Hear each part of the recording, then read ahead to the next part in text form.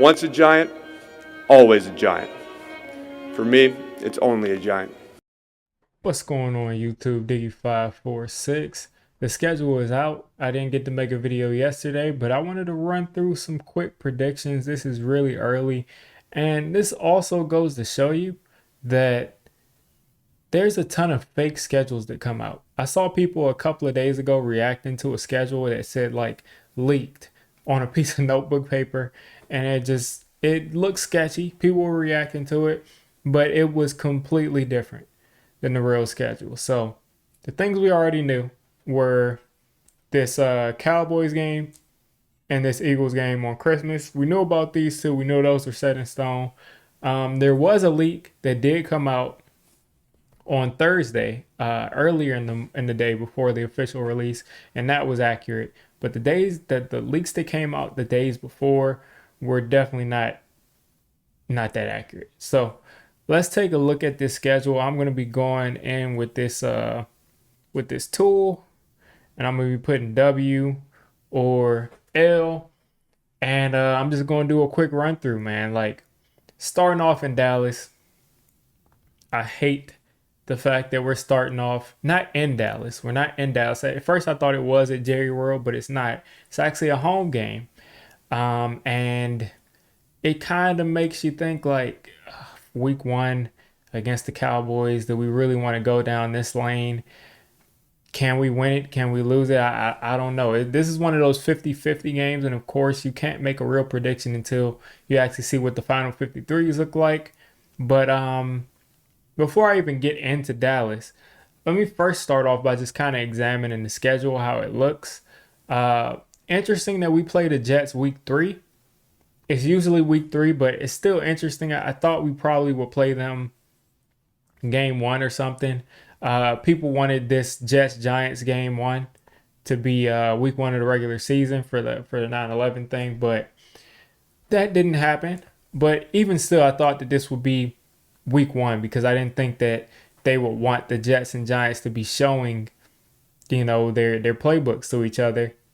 So it seems like the dress rehearsal is probably going to be game 2, and game 3 they'll probably be really, really vanilla. Week 8 is when we play the Jets in the regular season. So it's a long time in between that preseason game and week 1. But that is interesting that it's the Jets and week 3 when you usually have that rehearsal game. But the preseason has kind of changed so much, it doesn't really matter. But again, looking at the schedule as a whole, you start off at home, prime time. You kind of have another quasi prime time game at 4:05. That's probably going to be a national game or a game that goes pretty much, is going to be broadcast to most people.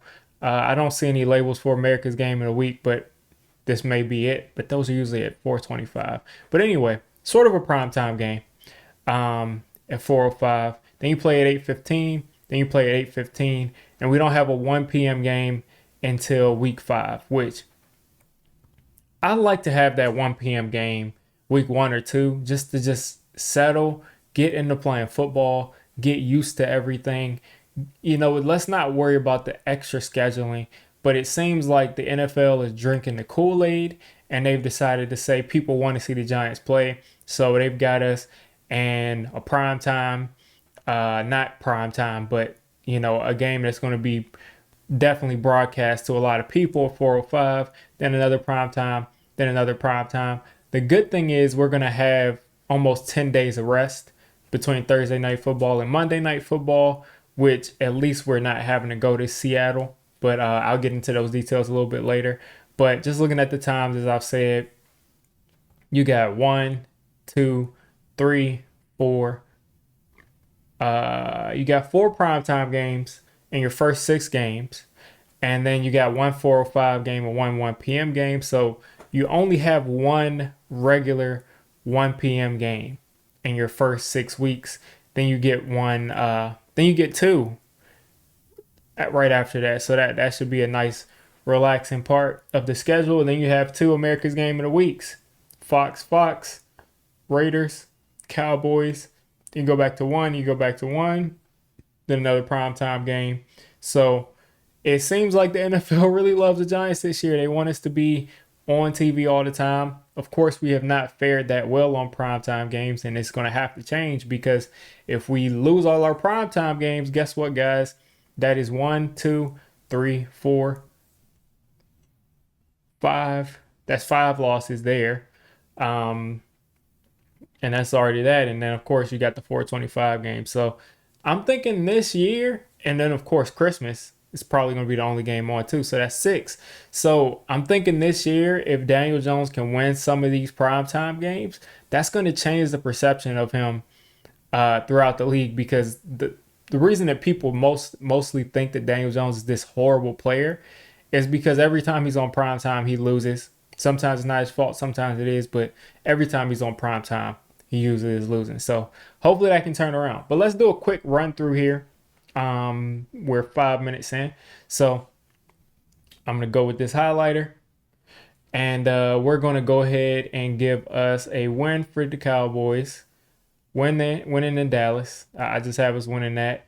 Win against the Cardinals because I'm hearing that Kyler will not be ready at that point. Excuse my handwriting with this trackpad. And then the 49ers come in Thursday Night Football where we are the road team on Thursday Night Football against a really good team. Some people are saying we don't know what the quarterback situation is looking like.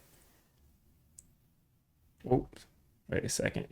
Let me fix this. Some people are saying that we don't know what the quarterback situation is going to look like, but I don't think it really matters. On a short week, you're across coast. We're going to be staying there for an extra week, probably from Arizona. So I just can't see us as the road team on a short week. Thursday Night Football, I mean, people don't win those games. Teams just don't win those games on Thursday nights against good teams. So that's going to be it'll be an X for now.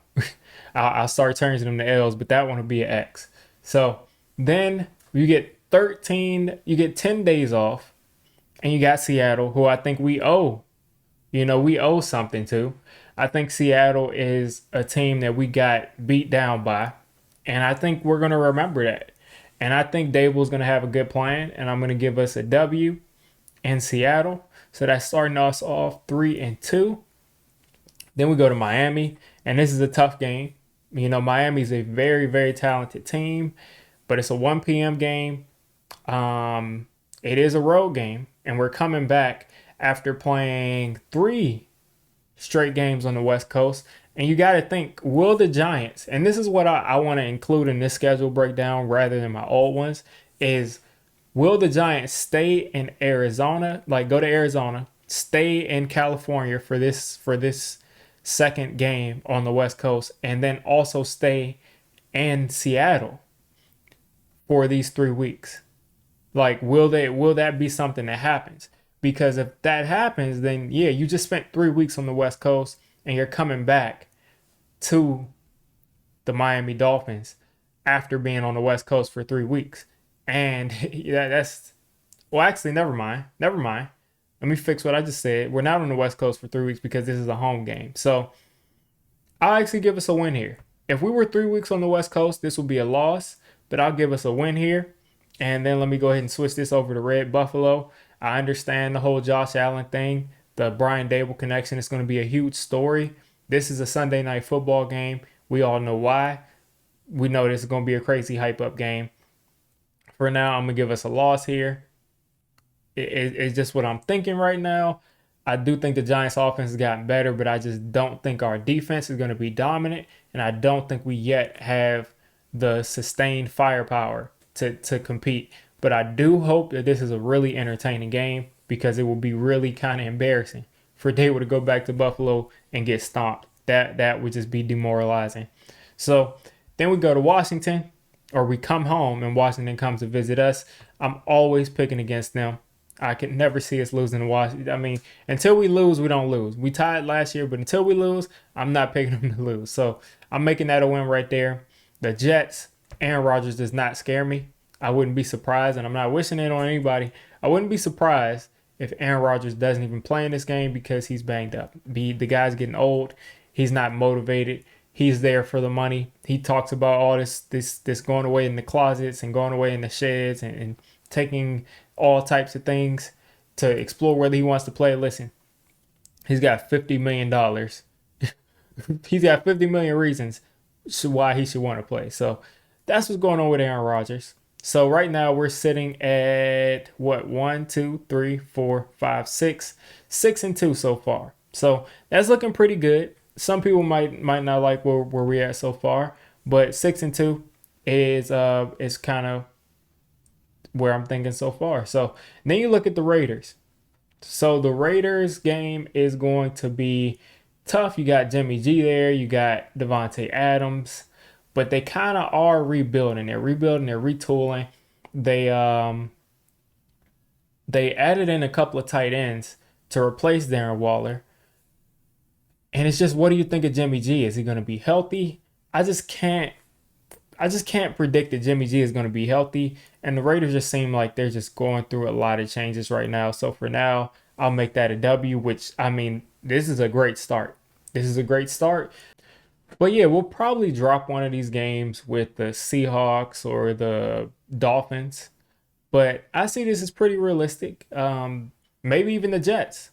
So, I have us at right now 7-2, could be 5-4, could be 6-3. But this is just my initial reaction to the schedule. Dallas, we're not sweeping Dallas. So I was gonna draw an X, but I gave an L for Dallas, and hopefully that's representative of us not getting a real L. But I just don't see a sweep in Dallas. I just don't see it unless there's injuries. I don't see a sweep in Dallas. That brings us to Washington again. I can't see a sweep in them. So guys, people are going crazy right now in the comments. People are saying I'm ridiculous. Right now we're at 8-3. The Patriots, I can just see it. I can just see Joe Judge and the Patriots and Bill Belichick and Mac Jones. And they're building a solid team there. But it's just always these questions that you have that just, they don't have Tom Brady. But just something in this just makes me just think that we're going to take a loss here. I mean, we have not proven that we're a dominant team. We just haven't proven it. But I just have us taking a loss there. So we're going into the bye week. I'm not going to draw anything there. But we're going into the bye week there at 8-4. 8-4. Going into the bye week at 8-4. That is prime pickings. That's prime. That's a good record going into the bye week. I definitely say that. Then you have Green Bay coming out. You got the Saints. So Green Bay is interesting. They gave us a Monday Night Football game against Green Bay.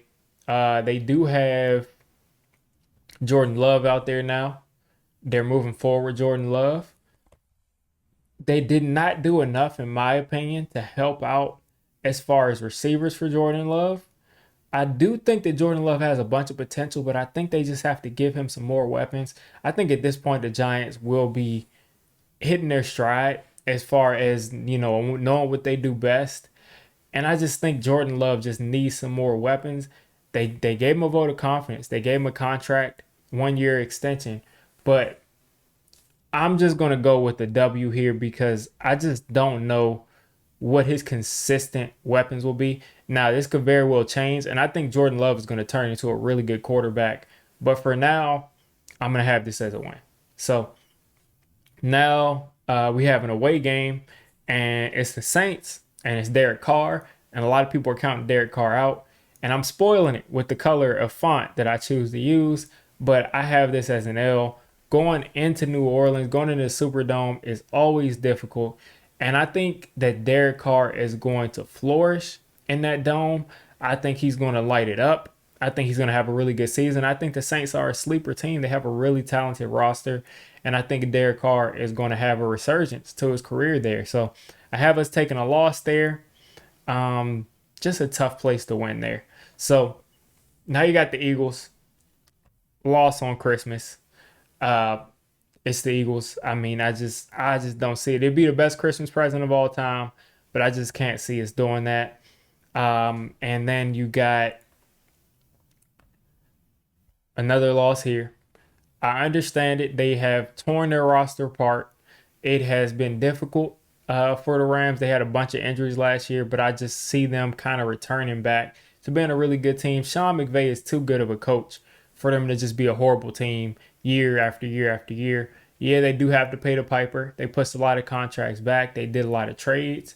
But at the end of the day, it just at the end of the day, it just makes sense that they would return back to being a solid team. The coaching is too good, scheme is too good, and they do still have Matt Stafford. So now you're looking at a team going into the last week of the season with 1, 2, 3, 4, 5, 6, 7, 8, 9 wins. And what do we have? 7 losses. So you're at 9-7, which a lot of people were thinking like halfway through this that I was going to have us winning like 12 games. But look, this is organic. I'm not setting in my head how many games I expect us to win. So we're looking at 10 wins right here, 10-7, which you hope is enough to get you into the playoffs, or 9-7, which you hope is enough to get you into the playoffs to win this next game. So at 9-7 here, we don't know what the tiebreakers will be, but hopefully Philly is resting their starters, and hopefully we can just get a good beat on them in this Christmas game, and we go into we have a home game, not into Philly. We have a home game in Philly. Why do I keep saying in Philly? We're not going to Philly. This is a home game, and they're gonna have to come to our stadium. And the fans are going to be going absolutely nuts. And this is going to be the game to get the Giants into the playoffs. And you already see I have it green. The Giants are going to win this game. Week 18, clutch, last second, get us into the playoffs. And we'll see who we play there. But this is my prediction for the Giants schedule. We are 10-7. We lost to the Bills, the 49ers, the Cowboys, the Eagles once, the Saints, and the Pats, and the Rams. So kind of fell off in that second half of the season, but they picked up their stride back, and 10-7 ain't bad. That's one game. I think one game better than last year. So we will be definitely excited to get the double-digit wins to get back into the playoffs. That's the plan. Hopefully that'll be good enough to get into the playoffs. So you guys let me know what you think of this schedule prediction. Where did I go wrong? Where would you have done, where would you have picked a loss where I had a win, or picked a win where I had a loss? Let me know down in the comments. If you made it this deep into the video, come on, just hit the subscribe button. I make Giants content primarily, draft content secondarily, and during the season, I'm going to be doing a lot of reacting to pretty much most of the NFL games and everything NFL. So if you made it this deep, go ahead and join the D6 squad.